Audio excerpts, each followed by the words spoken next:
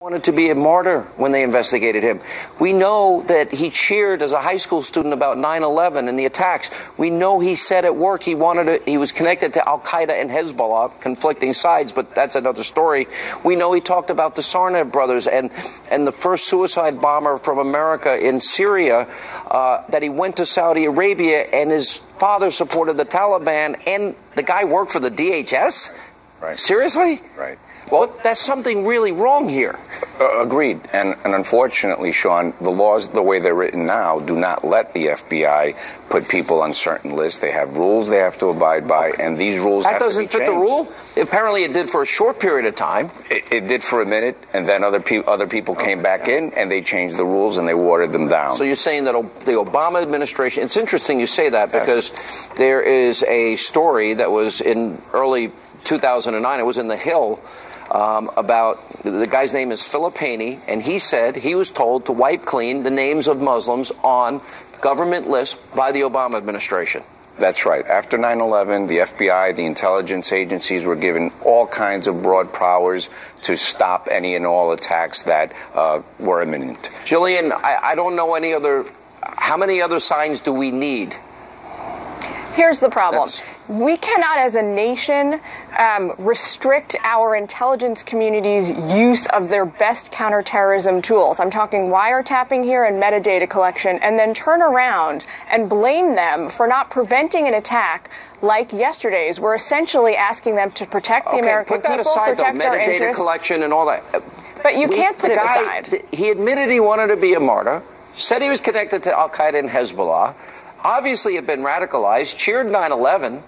I mean, that's not enough. That's not enough in and of itself to take this guy into custody. And when the FBI was investigating him in 2013 and 2014, because of the restrictions against metadata collection, they were unable to tap into and see what contacts he had with the Nusra Front and with ISIS. Waleed Farah's, would that help? Sean, the big picture is not good. We are in the middle of June. And we are dealing with a series of cells of jihadists, a greater pool of Islamists being radicalized.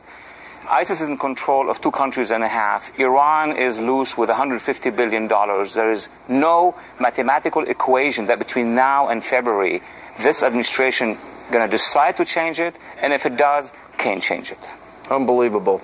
You know, when we look at the issues in the campaign, Jillian, the refugee population of Syria, well, if ISIS tells us that they're going to infiltrate that community as the refugee population, like they did in Belgium and Paris, why does the president, and why does a presidential candidate insist on putting people's lives in jeopardy? Oh, Sean, on this issue, I hear you, I know your point of view, and I have to respectfully disagree with you. My personal feeling about the refugee issue, why can't we have a safe zone?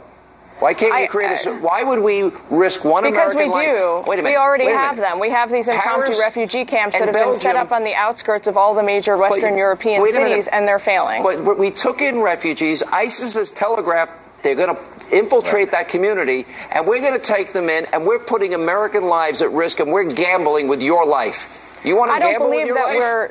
You want them to live next to you? You know, of course I don't want to gamble any Americans' lives. Do you want them to live next to you? We'll move them right in next door to you.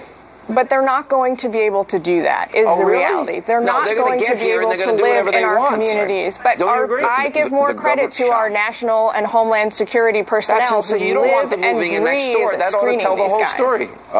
The problem here is that the government itself is saying that they cannot process that many people in a safe way. You can't. It's impossible. When the FBI and Homeland Security is basically saying we cannot actively process these people. You cannot determine what is in a person's heart, and that's what you're trying to figure out there. Absolutely. All right, coming up next, thank you all, on Hannity tonight.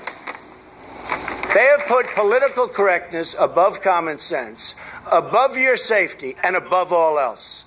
I refuse to be politically correct.